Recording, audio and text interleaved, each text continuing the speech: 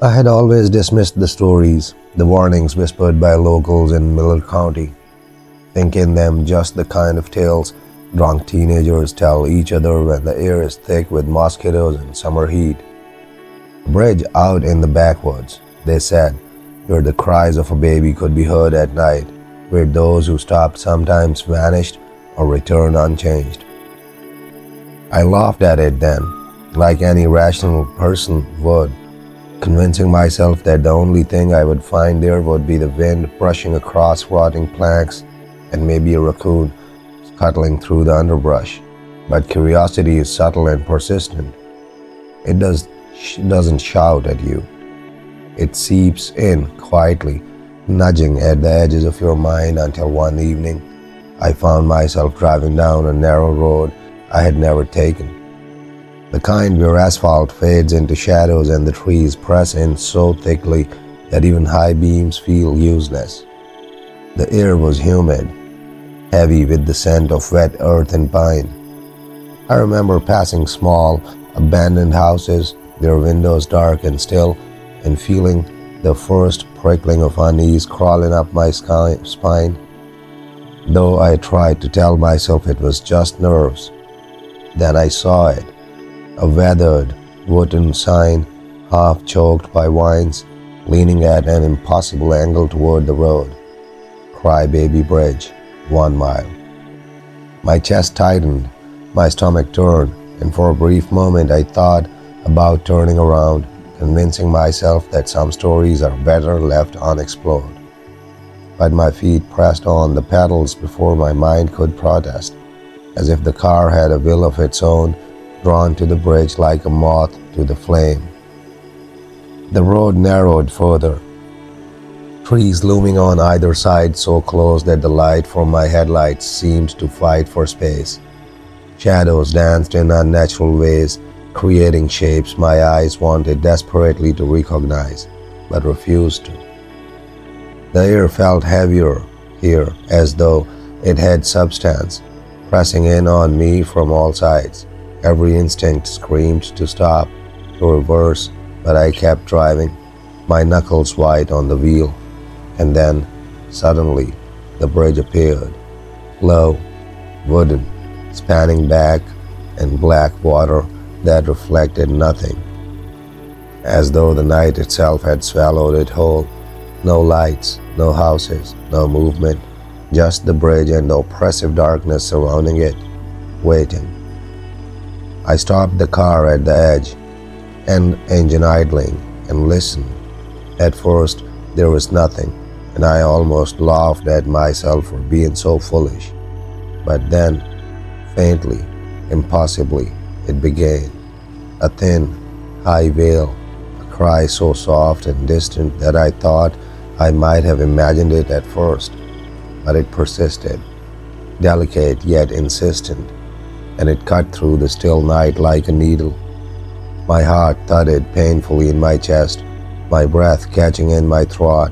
I wanted to rationalize it, to convince myself it was the wind, the rustle of the trees, an animal trapped under the bridge.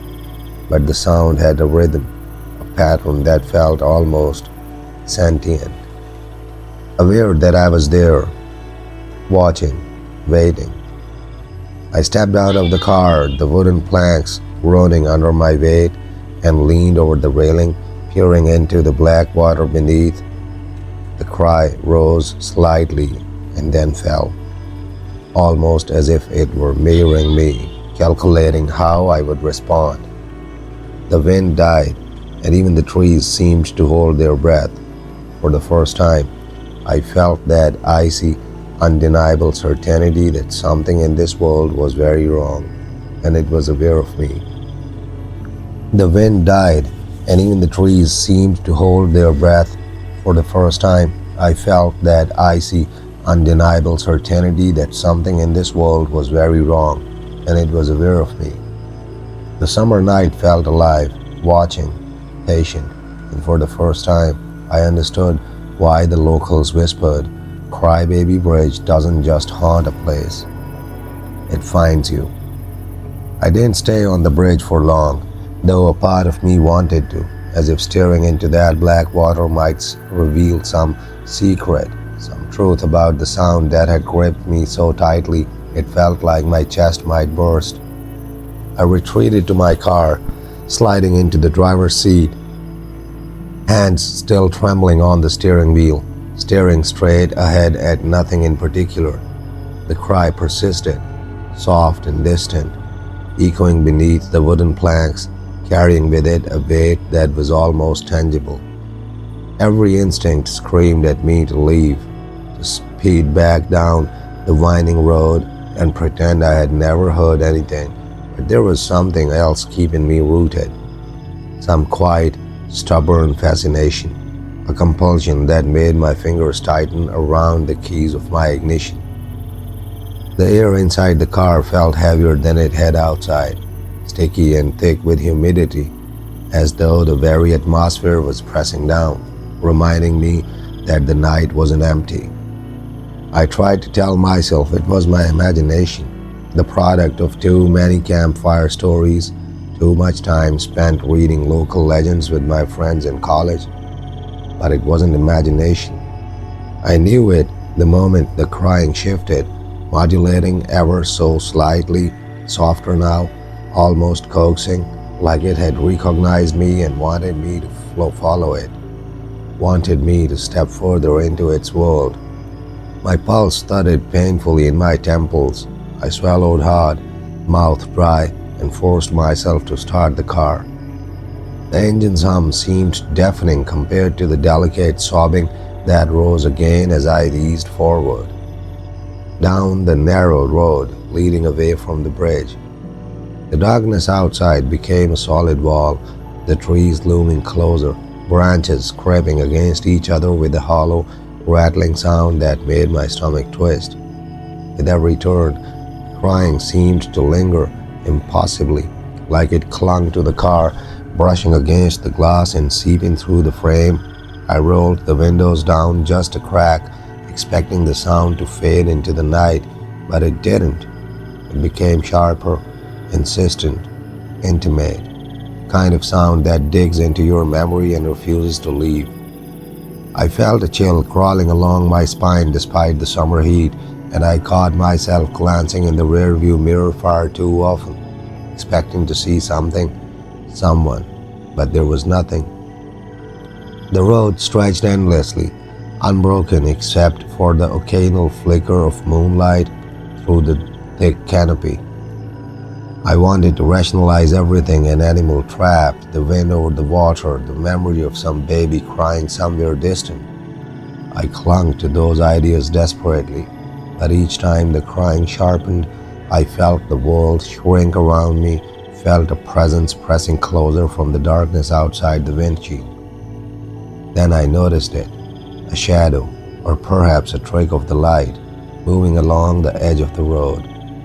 At first, I thought it was a deer or some small animal darting through the underbrush, but the movement was deliberate, too measured to belong to nature. My hands shook violently on the steering wheel as I slowed, my mind screaming at me to turn back, to leave before whatever it was could fully make itself known. The shadow paused, then seemed to stretch upward, elongated and unnatural, leaning toward the car, almost testing the space between me and it. The crying shifted again, suddenly closer, as if riding the same wind that carried the shadow. My breath caught, and for the first time I felt the kind of cold that seeps into your bones, not from temperature, but from recognition. This wasn't just a place of sorrow. It was aware, it was patient, and it had noticed me. I wanted to drive away, but my feet refused, as if cemented to the pedals. My eyes flicked to the bridge behind me, half expecting to see something emerge from the black water, something wrong and impossible. But nothing moved there. The world beyond the canopy seemed silent, waiting, as though the night itself had paused to see what I would do next. Finally, the rational part of my mind screamed, and I floored the accelerator, tires squealing against the cracked asphalt as I tore down the narrow road, praying that the trees would stop, praying that the night would release me from its invisible grip. The crying followed, faint but persistent, riding the wind and pressing into my ears, and for the first time, I realized with sick clarity that it didn't belong to any baby I had ever known. Its tone was wrong, hollow in a way that twisted the gut, sad but calculated, as if it were practicing grief, measuring my reaction with each sob. I glanced again in the rearview mirror, and for a fleeting instant, I thought I saw something, a reflection, not of the trees, not of the sky, but of something small, hunched, impossible, sitting in the back seat of my car where no one could be. My hands trembled so violently that I had to grip the wheel with both arms. I told myself it was a trick of the light, a shadow cast by the interior reflection, yet deep in my gut I knew better. Something had noticed me, and whatever it was, it didn't want to be forgotten. By the time I reached the first stretch of road with faint streetlights, the crying faded into the night, retreating like smoke, but the weight it left behind pressed on me, heavy, insistent. I didn't stop. I drove for miles, refusing to turn back, refusing even to glance at the rearview mirror for fear of confirming what I already felt. That Crybaby Bridge had not let me go, and it had carried its presence with me whether I liked it or not. The night after my visit to the bridge, sleep became a stranger. I kept the lights on, all of them, but it didn't matter. The darkness had already followed me inside, settling in corners, under furniture, pressing just beyond my vision. Every sound made me flinch, the hum of the refrigerator, the soft creak of the apartment settling, the wind brushing against the window panes, and always, faintly, at the edge of hearing, I thought I could hear it again, that soft, pitiful cry, distant yet intimate, as if carried in from some hidden place only I could reach. I told myself it was my mind, nerves frayed by too many local legends, my imagination conflating shadows with fear, but the rational part of me was silent, drowned out by the memory of that first sob beneath the bridge. Hours passed, the night stretched endlessly, and every time I closed my eyes, I felt it there, just behind my eyelids, waiting, pressing closer, patient and still. My apartment, which had always been a place of comfort, became an unfamiliar labyrinth, full of corners that might conceal eyes, hallways that might conceal arms, and rooms that might conceal a cry that wasn't supposed to exist. I tried to distract myself with the mundane, a cup of coffee, television noise, the hum of a fan, but it was impossible. The sound had lodged itself somewhere inside me, echoing in a hollow place I didn't know existed, refusing to be ignored. I remember sitting on the edge of my bed, hands clasped so tightly they hurt, listening to the silence that wasn't truly silent. And then it started again, softer this time, almost playful, a delicate, high-pitched sob that rose and fell like a pulse. My throat went dry. I wanted to run, to throw myself out into the night, to escape into the streets and away from my own apartment, but I couldn't. The sound had a rhythm, and I realized with an icy clarity that it was tracking me, gauging me, measuring my fear. I pressed my palms to my ears, muttered desperate curses, and told myself to ignore it, to refuse the invitation. But even as I did, the sobbing grew closer, sharper, more intimate, as if some unseen presence had leaned against me, whispering grief into my mind. I shivered, though the air was sticky and thick with summer heat, and I felt a cold trickle of sweat along my spine. The rational part of me screamed that I was imagining it, but my instincts, the same instincts that had warned me as I approached that cursed bridge, told me otherwise. This was real. Whatever I had stirred at Crybaby Bridge had followed me home. Hours, or perhaps only minutes, time had lost its usual meaning, passed, and I eventually forced myself to the window. I peered outside, hoping to catch a glimpse of some rational explanation. A neighbor, a stray animal, a trick of moonlight bouncing off the trees. Nothing. The night seemed to hold its breath, silent and thick, except for the soft, persistent crying that now seemed to circle the apartment, flitting from room to room, coming from everywhere and nowhere at once. I couldn't see it, I couldn't touch it, but I could feel it, pressing against my skin, weighing on my chest, and most terrifying of all, I understood that it was learning. Every shiver, every tremble of my hands, every shallow intake of breath was catalogued. It was patient. It was waiting. It was growing stronger with each fear I allowed to surface. And then I heard it distinctly, a small, wet sniffle right behind me. My head whipped around, heart hammering, and I saw nothing. My apartment was as empty as it had been before, but I knew that the presence had moved closer, just beyond the edge of sight, and it had made itself comfortable in the spaces I had once called safe. I spent the remainder of the night perched on the edge of the bed, eyes wide, body taut with tension, listening to every subtle creak, every whisper of wind, every faint sigh that might or might not belong to the entity. And as dawn approached, the crying receded, but not fully.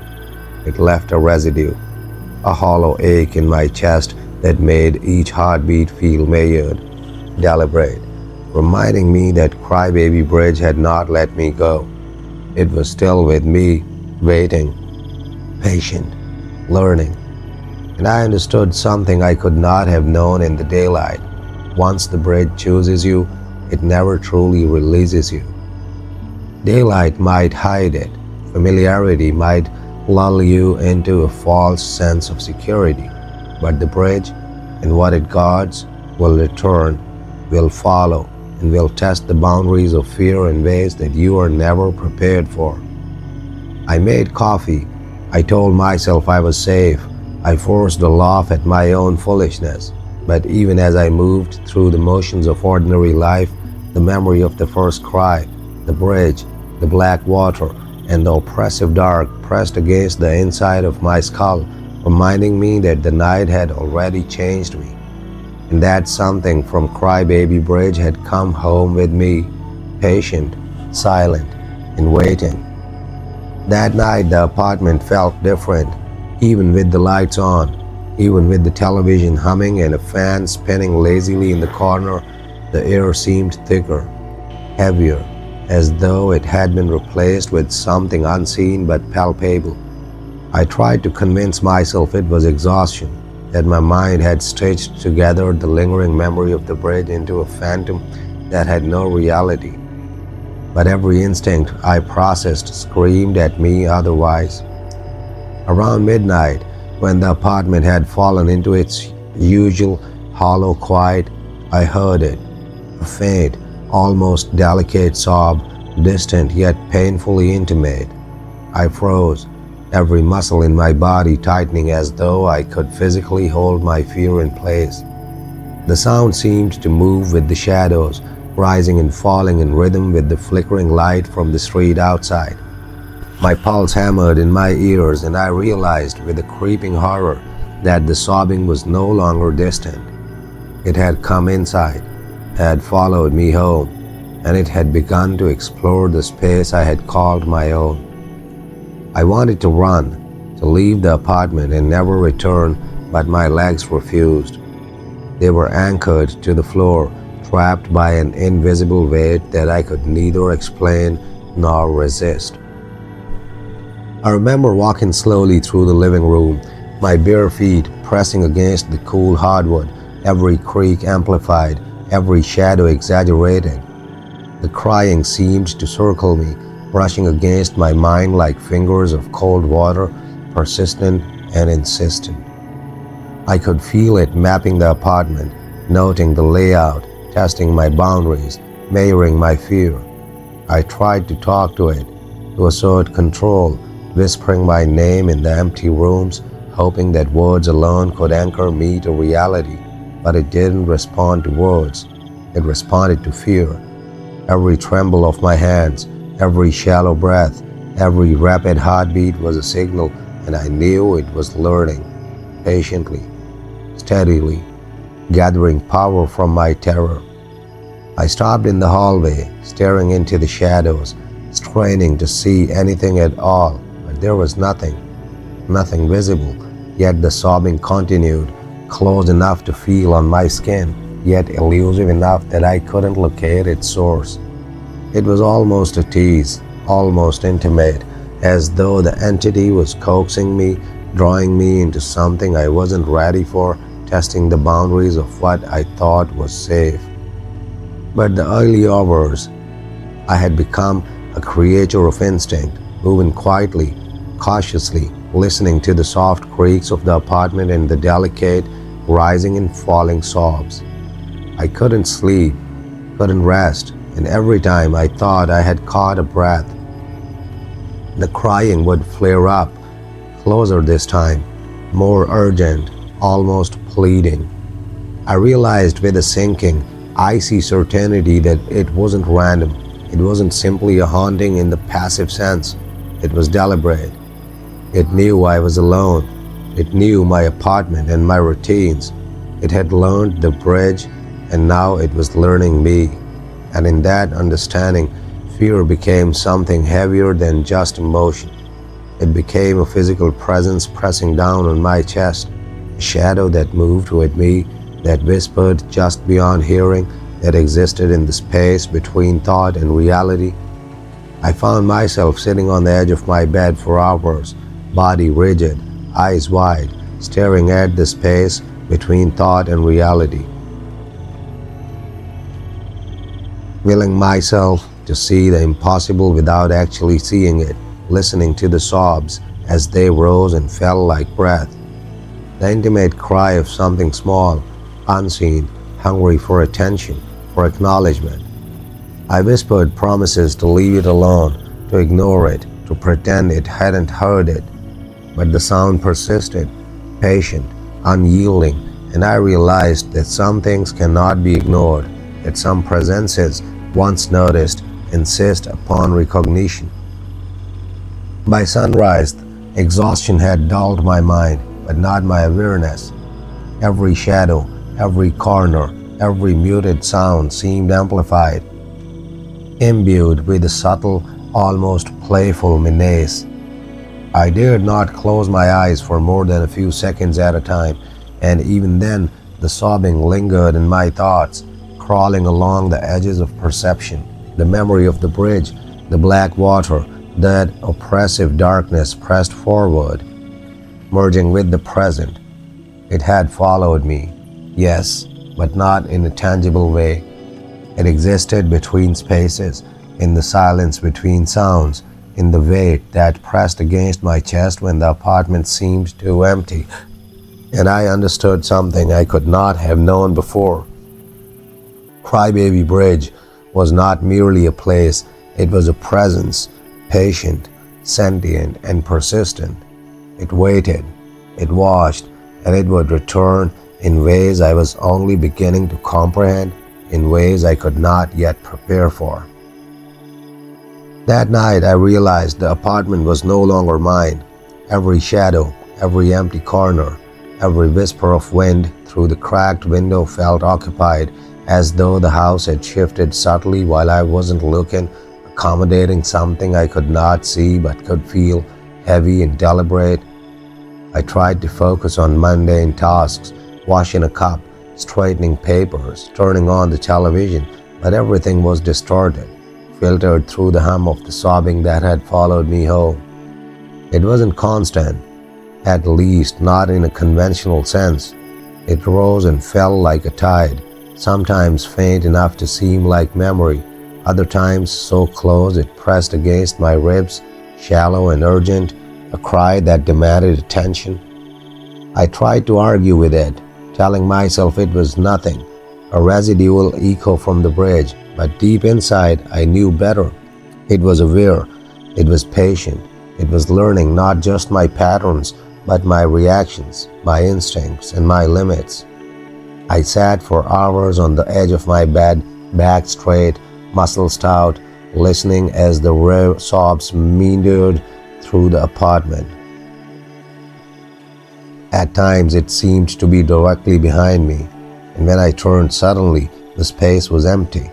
Yet I could feel the presence, light, almost imperceptible, but there, like someone had leaned close enough to touch my shoulder without ever actually making contact. The air felt heavier in those moments, weighed with expectation and a strange, deliberate intent that I could neither name nor resist. Around 2 in the morning, I finally moved, compelled by a mixture of fear and fascination. I walked slowly through the living room, tracing the familiar lines of furniture, keeping my eyes wide, ears straining for the faintest hint of movement.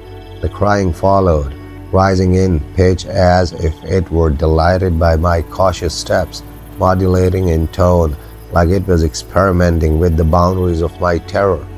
I stopped at the doorway to the kitchen, heart hammering, and suddenly realized that the sobbing was no longer distant. It had settled into the apartment in a way that felt intimate and wrong. It was beneath the floorboards, in the corners, along the walls, circling me in patterns I couldn't perceive but instinctively felt. I pressed my palms over my ears, muttering desperate prayers and curses, hoping to ground myself in reason, to deny the impossible, but the cries adopted. They became a soft, coaxing rhythm, pulling at the base of my skull, crawling along my spine, pressing against my thoughts, forcing me to acknowledge its presence. I realized with a sick clarity that this wasn't a haunting in the passive sense. It wasn't a distant memory or a ghost tethered to the bridge. It was active, it was deliberate, it was probing, testing, measuring, and it had decided I was worth the attention. The hours blurred, sleep became impossible. I paced, I sat, I whispered to myself, to nothing, trying to draw lines of logic in the dark, trying to anchor my reality to the known world, but every sound, every movement of air, every faint shift in the shadows reminded me that I was no longer alone. Then I heard something new, a shuffle, faint, deliberate, coming from the hallway outside my bedroom. My chest froze, my stomach dropped, the crying stilled for a heartbeat, then returned, now layered with it, a subtle, near imperceptible movement, like someone pacing just beyond vision but with no corporeal form. I swallowed, voice caught in my throat, and whispered, almost in desperation, "What do you want?" The hallway remained silent, but the sobbing carried an answer, rising and falling like a heartbeat. It wanted acknowledgement. It wanted me to know it was there. It wanted me to respect its presence, to recognize the claim it had made over this space. I realized then, with a hollow sinking in my chest, that the bridge had never truly released me. It hadn't allowed me to leave its influence behind. The sobs, patient and deliberate, were only the beginning. It was learning how to reach me, how to grow within my world, and I was already too far inside the web to escape. The apartment was no longer my sanctuary. It had become a vessel, a testing ground, and I was a guest I could never fully leave behind. By the 6th night, the crying was no longer something I heard. It was something I lived inside of. It threaded through the hours the way humidity threads through summer air, invisible but undeniable, clinging to everything, seeping into the smallest spaces until there was nowhere left to breathe without tasting it. I tried to keep my routines intact, tried to convince myself that normalcy could anchor me, but the apartment had begun to feel subtly rearranged, not in obvious ways, but in the way a room feels when someone has stood in it after you've left. An impression, a residue, a quiet awareness that the space has been occupied. The sobbing no longer drifted from room to room like a lost echo. It stayed close, sometimes so close it felt like it was coming from within the walls themselves, as if the drywall had learned how to mourn. Other times it pressed right up against my ear in the dark, intimate and soft, like something small and unseen was curled beside me, practicing grief with careful patience. I stopped turning on the television for noise. I stopped leaving lights on. None of it mattered. Light didn't change the weight in the air, and sound didn't drown out something that wasn't truly sound at all, but a presence expressing itself in the only way it knew how. I remember standing in the kitchen just after midnight, staring at the sink without really seeing it, when the crying shifted. It changed pitch, changed texture, as if it had found a new register. The sobs became thinner, more delicate, almost conversational, and that terrified me more than anything loud or violent could have. It was learning how to reach into the part of my brain that responds to helplessness, the ancient instinct that makes you turn toward a child's distress without thinking. My hands trembled against the countertop as I realized the crying wasn't just happening near me, it was directed at me. It rose when I moved, softened when I stopped, like it was tracking my attention with careful precision. I whispered into the empty apartment, my voice cracking with exhaustion, telling it to stop, telling it I didn't understand, telling it I was sorry for whatever happened on that bridge, but the sobbing didn't react to apology. It reacted to awareness. Every time I acknowledged it, even in anger, it seemed to sharpen, to become more real, as if recognition was the only nourishment it required. And then, sometime closer to 3, something happened that broke the fragile illusion that this was only in my head. The crying stopped entirely, so abruptly that the silence felt like a physical blow. I stood perfectly still, heart pounding, listening to the sudden emptiness. For a moment, I thought, absurdly, that it was over, that whatever had followed me had finally grown bored. The relief was so sharp it almost made me dizzy. Then I heard it, not a sob, not a wail, but a small, wet inhale, the kind a baby takes between cries, right behind me. My blood went cold. I turned slowly, breath caught in my throat, and saw nothing. The living room was empty. The hallway was empty. The shadows were ordinary, but the air was wrong, thick with the unmistakable sensation of closeness, of something occupying the space just beyond what my eyes could confirm.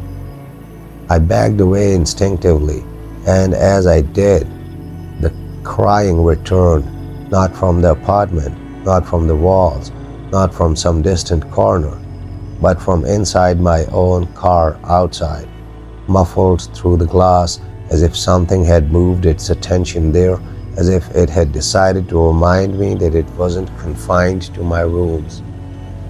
I don't know why I went to the window. I think some part of me still wanted proof, still wanted to see something that would make this rational, even if it was horrifying. I pulled the curtain aside with shaking fingers and looked down at the parking lot. My car sat under a weak street lamp, perfectly still, perfectly normal, except for the fact that the sound was unmistakable now. Soft crying coming from the backseat, gentle and persistent, like a lullaby played on a broken instrument. My throat tightened until it hurt. I couldn't see anything through the tinted glass, but I could feel it, the same way you feel someone staring at you in a dark room. The crying rose slightly, then softened again, as if it knew I was watching, as if It wanted me to understand that the bridge was not a place you leave behind. It was a door you open, and once opened, it doesn't close simply because you've driven away. I stood there for a long time, forehead pressed to the cool window pane, listening to that impossible sound coming from my own car, my own life, my own world, and I realized with sick clarity that Crybaby Bridge wasn't reaching for me in grand, dramatic gestures. It wasn't throwing objects or screaming threats. It was doing something far worse. It was integrating. It was becoming familiar. It was threading itself into the ordinary, turning my home into an extension of that dark water and rotting wood, teaching me slowly, patiently, that grief can travel, that sorrow can follow, and that some cries are not meant to be answered, because the moment you answer them, you are no longer just a listener.